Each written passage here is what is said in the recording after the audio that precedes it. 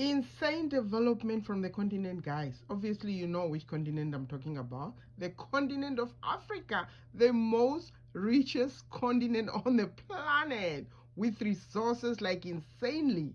And now we have become the target. My goodness, do you know that they wanted to actually take out our boy, Ibrahim Traore, for a mere $125,000? Like, are you guys insane? My goodness. But the God of our ancestors will protect our boys. My name is El Haji Madi Sakande. I am a merchant. In 2023, I went to see former President Damiba, and we had a discussion. In 2025, I went to see former President Damiba again.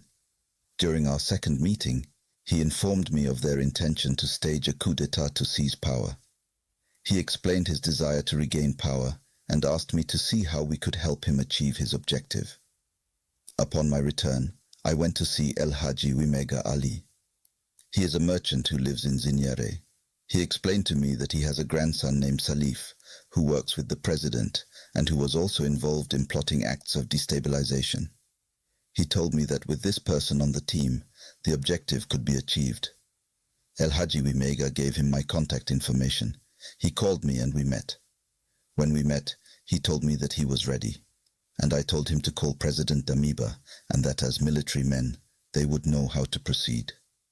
Immediately I called President Damiba and handed him the phone. Damiba asked him what he could do from his position in the context of a coup d'etat, and Salif reassured him that he could kill President Ibrahim Traore. And since he is with the president every day, he could accomplish this task without any problem. He called President Damiba a second time, and they spoke again. In the meantime, I went to pick up the money in Côte d'Ivoire, 70 million CFA francs, $125,000. Okay, guys, now I know I've shared a video already about, the 25th assassination attempt on Traore's life. But, it was kind of like, we got information, but it wasn't really directly from the defense force or, and so on.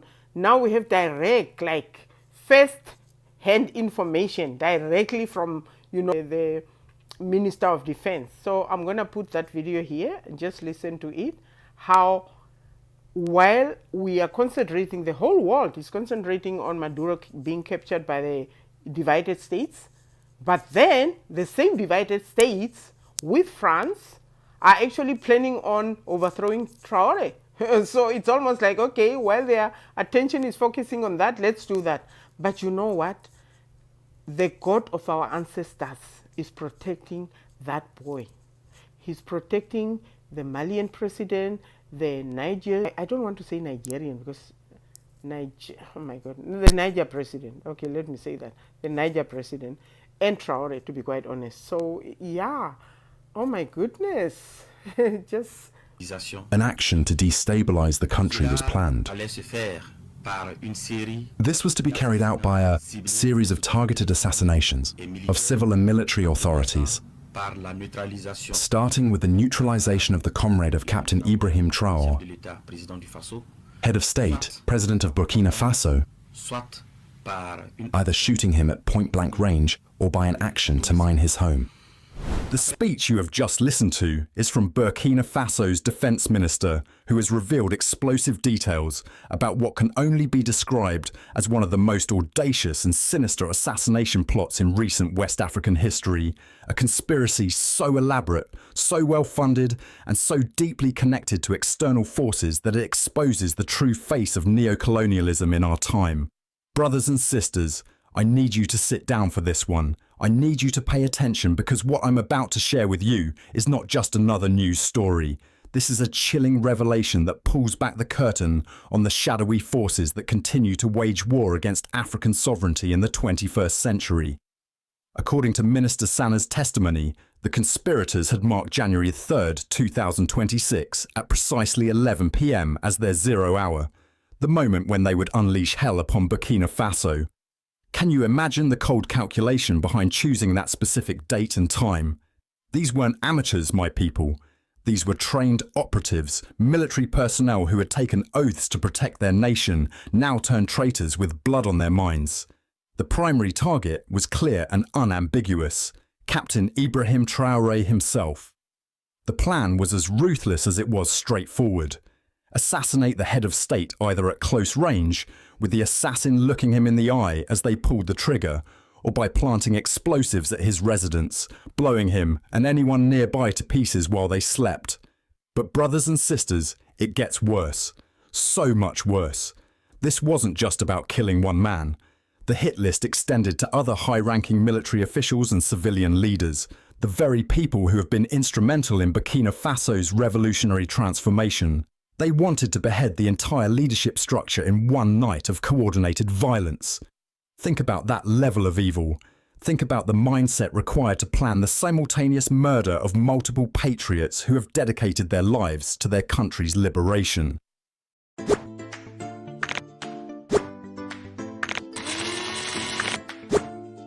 Now here's where this plot reveals its true nature, as an act of external aggression disguised as an internal coup.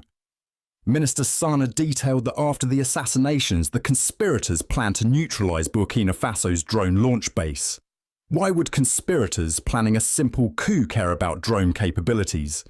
I'll tell you why, brothers and sisters, because this was never just a coup. This was the opening salvo of a full-scale invasion. Those drones represent Burkina Faso's ability to defend its territory, to monitor terrorist movements, to project power across its sovereign airspace. By taking out that capability, these traitors were essentially disarming the nation in preparation for what Minister Sana called the arrival of external forces for a ground operation. External forces, ground operation. Let those words echo in your mind. This was a planned military invasion of a sovereign African nation, and it was being coordinated by Africans themselves, modern-day colonizers in black skin, selling out their brothers and sisters for foreign money and promises of power. Just imagine for a moment, my brothers and sisters across this continent and in the diaspora, the level of desperation, the depth of hatred, the extent of corruption required to participate in such a scheme.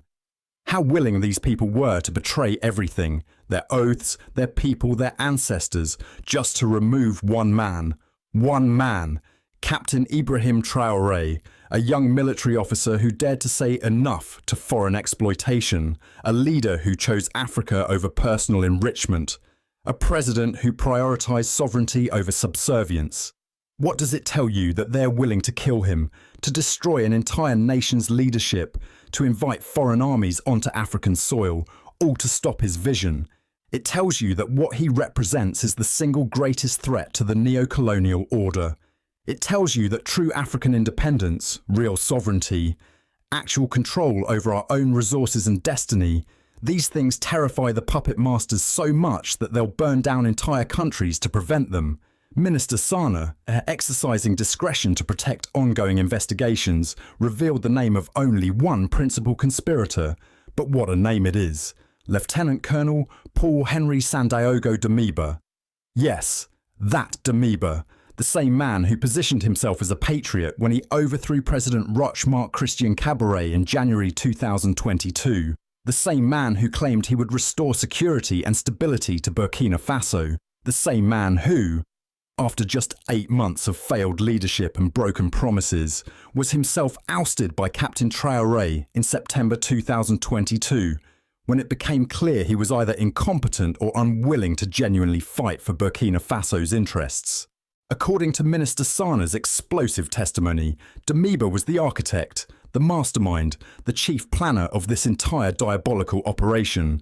His responsibilities included planning the operations, every detail of the assassinations, the military strikes, the coordination with external forces, securing and mobilizing funds, acting as the financial coordinator for this multi-million franc conspiracy, recruiting civilians and military personnel, identifying, vetting and enlisting traitors from within Burkina Faso's own institutions.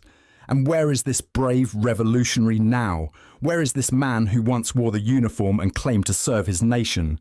He's reportedly hiding in Togo, cowering under the protection of those who share his vision, or more accurately, his complete lack of vision. for Africa's future. He's being sheltered by forces that prefer compliant, controllable African leaders over strong, independent ones. Brothers and sisters, this is the oldest story in the book of African tragedy. The external powers don't need to invade us anymore with their own soldiers. They've learned that it's far more efficient to find Africans willing to do their dirty work for them. And when those African collaborators fail or are exposed, they provide safe haven in neighbouring countries, protecting them from justice so they can be used again another day. Yeah, first-hand information from the Minister of Defense in Bukina Faso, or Minister of Intelligence. Yeah, so it shows how, my goodness. And I keep on saying this, I keep on saying that, you know, we are happy that Russia is behind TRAORE, Turkey, I think, and China. And, you know, they obviously help them with, you know, having these surveillance cameras and all this, you know, technology that is so good. But I keep on saying that they are protected by the God of the universe himself, you know. Honestly speaking, they are protected by the God of the universe. God has raised these 3 young men, and I'm calling them the 3 wise men in the Bible. These 3 wise men has been raised to, you know, take us out of slavery, guys. Because to be quite honest, we have not been out of slavery. Like we are just going through modern day slavery, like honestly speaking. We are not free. How are we free when we are running to their country because we don't have anything back home? And yes, we have leaders that are corrupt, but most of the time, those leaders are corrupt by the fact that it's almost like, if you don't give me this, I'm going to shoot you. So our leaders are being assassinated to the extent that they end up being afraid to stand for themselves. Anyway, I'm not really covering the leaders that are very corrupt, because I shared about the Ghanaian president, whom I love so much. President Mahama, wake up, please. What's going on? Tinubu, I don't have a weakness for him, to be quite honest. I just feel like he's a complete puppet. Mahama, at least I feel like there's something going on there, or maybe he's really pretending, I don't know. Anyway, guys, take care.